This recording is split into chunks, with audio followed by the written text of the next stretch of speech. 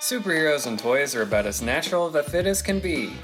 Popularized by toy company Mego in the 1970s, they've come quite a way.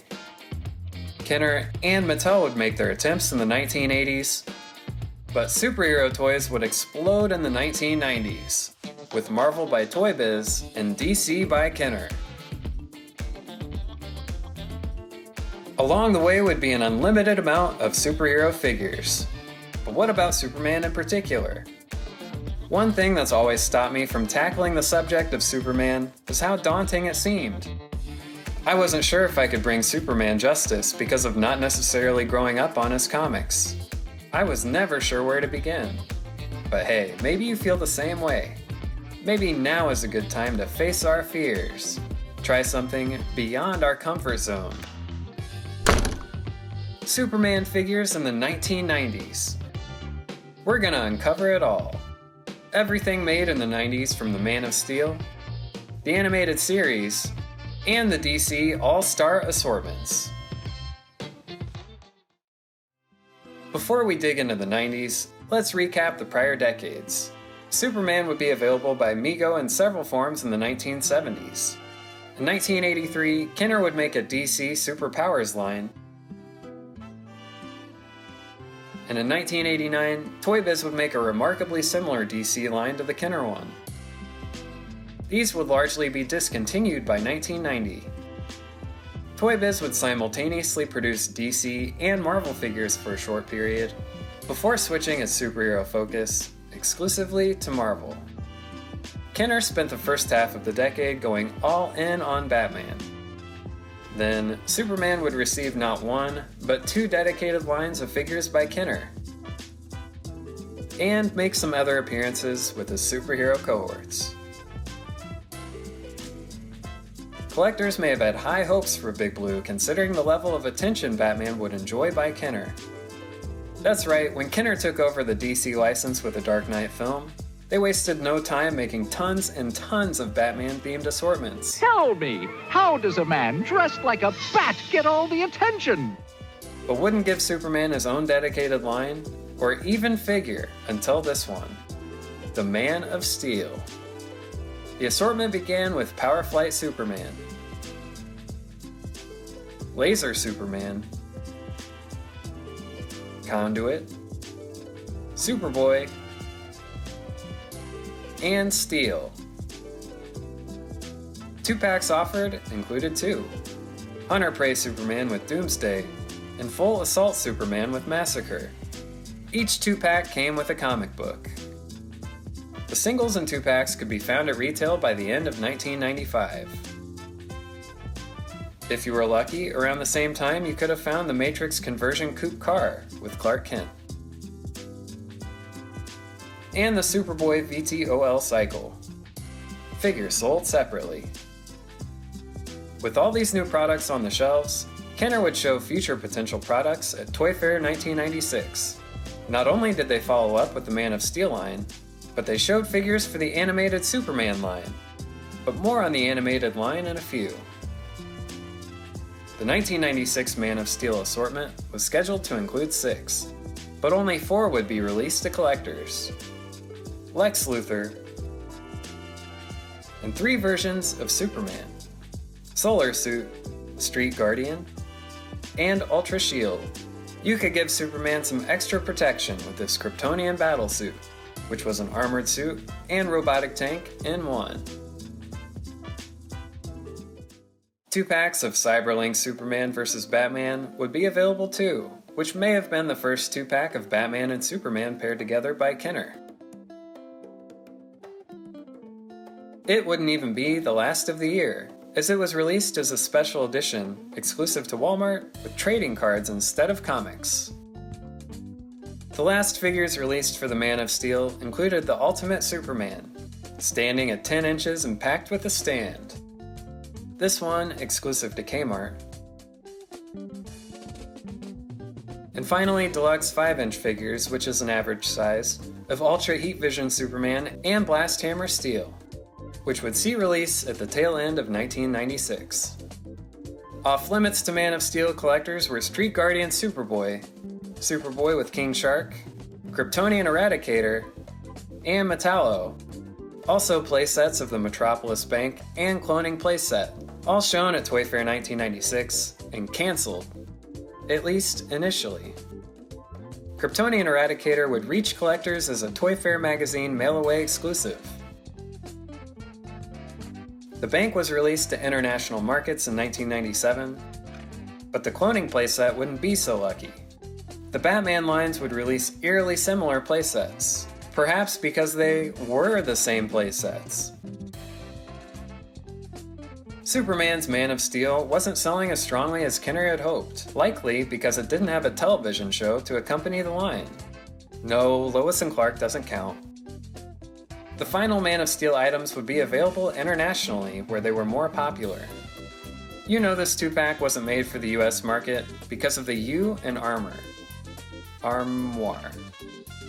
The lack of television support would change with the animated Superman series, which debuted on the WB channel in the fall of 1996.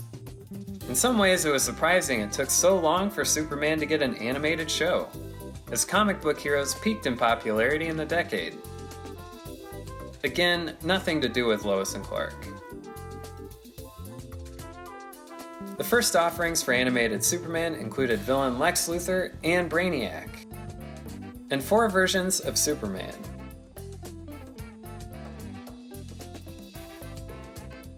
Also 1 deluxe Superman with Vision Blast. Variants for Superman would come, fixing the way the eyes looked on the figures. Another exclusive Clark Kent with a red conversion coupe car was available too.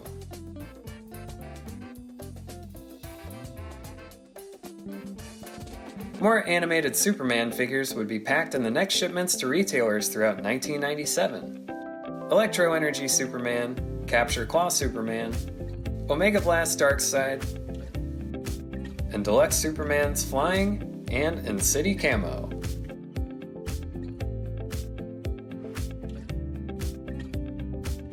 These are generally harder to find than the first releases. I would have guessed that Superman and City Camo would just be Clark Kent, but what do I know?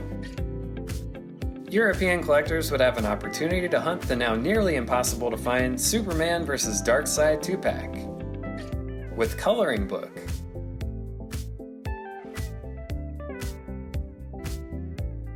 Superman's reach expanded to Total Justice, which would be available to toy collectors by the end of 1996. Darkseid would be in the first wave, and Superman with the second wave. Total Justice Batman and Superman would be obtainable as mailaways. You could mail Kenner 4 proofs of purchase and $1. Damn, just $1? And they would send you back one of these figures. That's a heck of a deal. The Total Justice line would be cancelled by the next wave in 1997.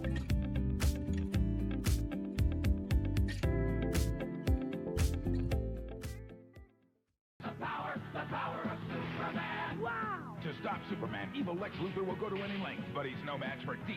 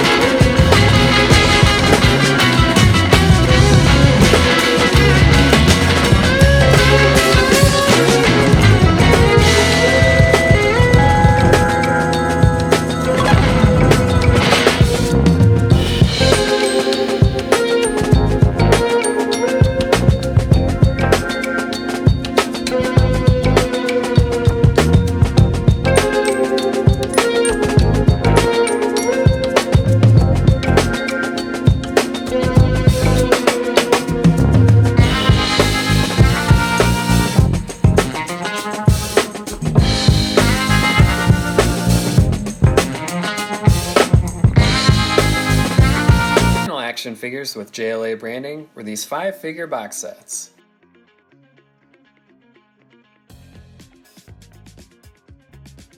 This version of Lex Luthor only came out in this box set, looking similar to his animated Superman appearances.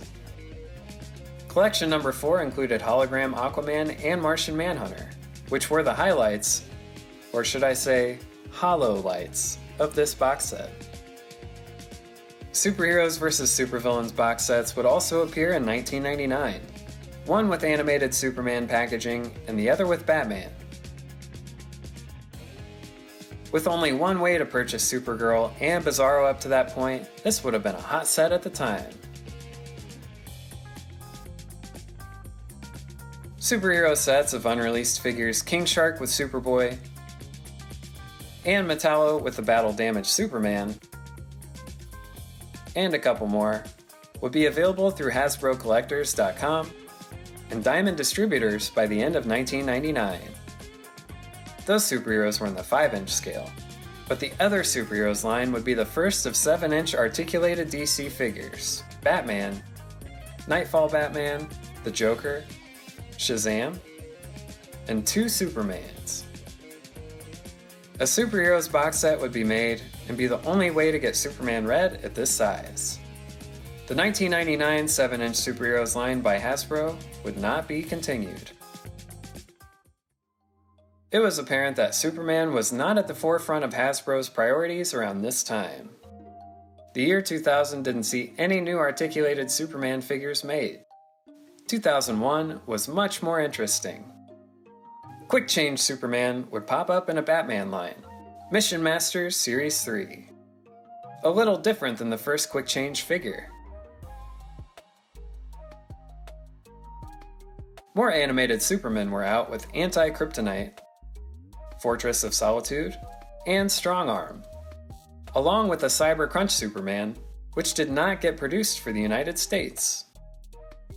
And finally, after 5 years into the animated Superman series, collectors got a Lois Lane figure in this box set.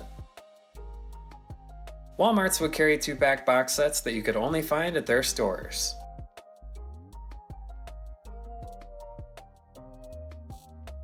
The next wave left Superman out entirely. And finally, the last of Superman by Hasbro. In 2001, this figure was sold alongside an animated Batman.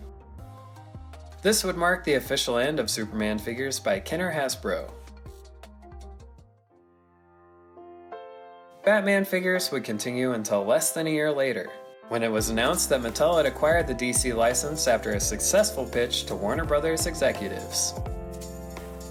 With the news, Kenner Hasbro's toy relationship with DC would end. A relationship going back to 1990.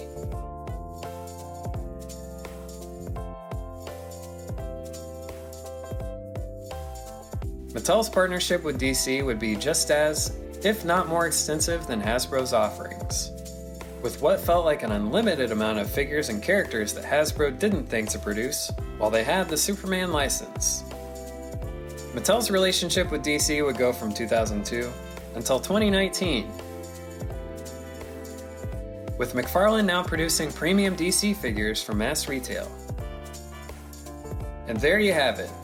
Every Superman figure in the 1990s, plus a little hangover into the early 2000s. That wasn't so bad, huh? Look at us facing our fears. If you want to support us, you can grab a deal from our shop at figurecollections.com/store. Subscribe to our channel for more action figure history, and check out our growing searchable database of over 43,000 figures, including everything Superman.